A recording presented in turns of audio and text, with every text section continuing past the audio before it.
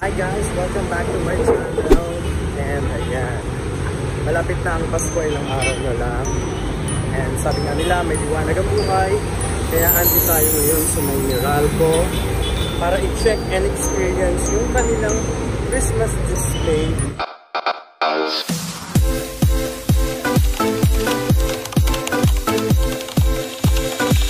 Wow! Alas 6 ng gabi nagsisimula ang pailaw na ito dito sa may Meralco, kung kaya't makikita natin ay tradisyonal or mahalaga pa rin ang pagpila ng bawat mamamayan para makapasok upang maiwasan ang pagkakagulo at anumang kapahamakan. Matatagpuan ang pailaw na ito dito sa kanilang pinakang main office dito sa may Ortigas, pinakang base or main ng Meralco, na kung saan ay makikita lang ito malapit sa may center ng Ortigas. Gaya ng taong-taong nakagawian, alas 6 ng gabi ito binubuksan, kung kaya't pipila tayo para ito ay muling masaksihan at pasyalan at tingnan natin kung ano yung ginawa nilang pag-aayos or paghahanda ngayong taon na to, kung ano ba yung tema nila at and of course natin at ito, nag-umpis na rin sila magpapasok gaya ng nakagawian nila, kailangan ng ID at syempre i-check ang mga bag para na rin sa security purposes at maiwasan ng mga bagay na hindi inaasahan, lalong-lalo na ang sinasadyang aksidente. Kung kaya't sumunod na lang tayo sa mga instruction dahil ito ay isang pribadong lugar, kung kaya't pinangangalagaan din nila. And makikita natin pagpasok pa lang at pagbungada ay talagang pinaghandaan na at pinailawan nila ito. And abalan na ang bawat isa upang ma-experience, ang mag-picture, ang mag-video at syempre ang pasayahin at damahin ang nalalapit ng Pasko. Ika nga nila, ang tunay na diwa ng Pasko ay mula sa puso at syempre bilang Pilipino, nakagawian na rin at tradisyonal na maaga pa lang ay naghahanda na ang bawat mamamayan o ang bawat Pilipino upang ipadama sa buong mundo ang diwa at ang espiritu ng Pasko, na kung saan ay talaga namang ginagayakan ng bawat lugar at pinaghahandaan ng bawat pamilya, bawat sektor ng lipunan upang maipadama at maipakita ang Pasko. Sa kabila ng mga problema at pinagdadaanan, tunay nga naman ang espiritu ng Pasko ay namumuo at laging nandito lang sa puso nating mga Pilipino. And makikita natin na traditional pa rin, though na iba pa lang ng konti ang kanilang mga ilaw.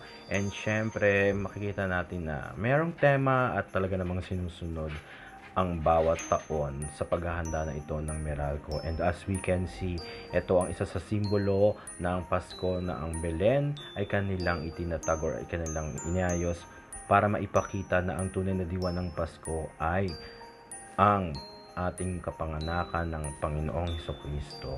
Makikita natin na bawat anggulo ng Meralco ay talagang pinaghandaan at inayos upang maipakita at maipadama sa bawat Pilipino na after ng trahedya o ng pandemya ay buhay na buhay pa rin ang diwa ng Pasko.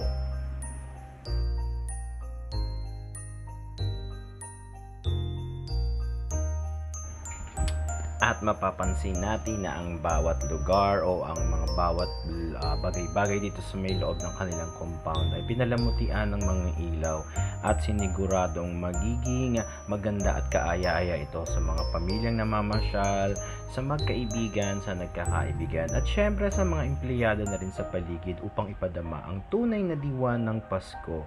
Napakalaki ng compound na ito para gayakan, pero still pinilit pa rin ng Meralco na maipakita at maihandog ang kanilang kakayahan bilang sumisimbolo nga ng liwanag or may liwanag ang buhay.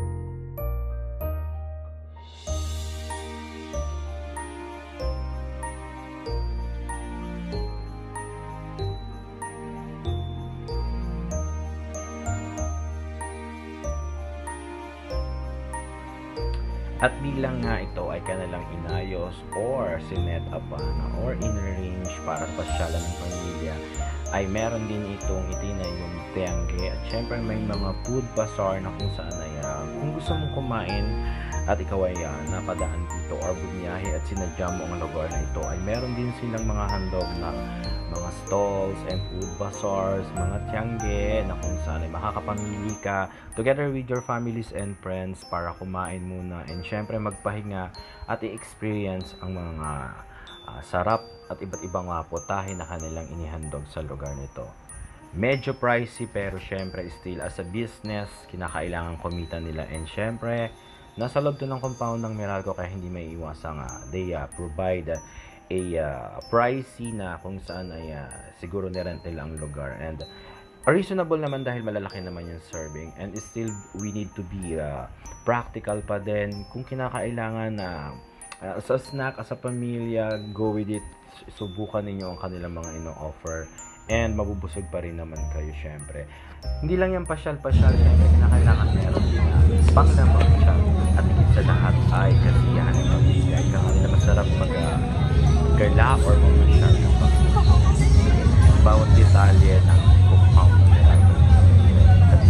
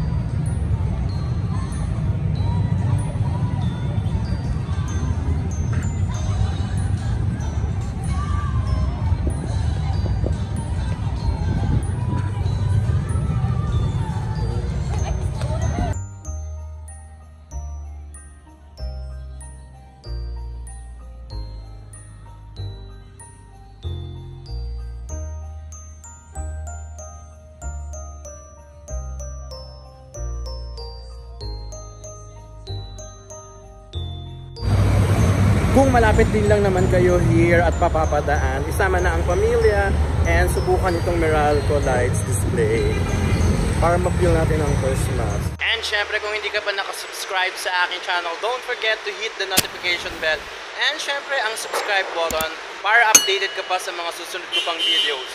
Once again, ilang araw na lang Pasko na, subukan natin yung Meralco display nila. And syempre, tignan natin kung papatunayan nga nila na may liwanag ang buhay.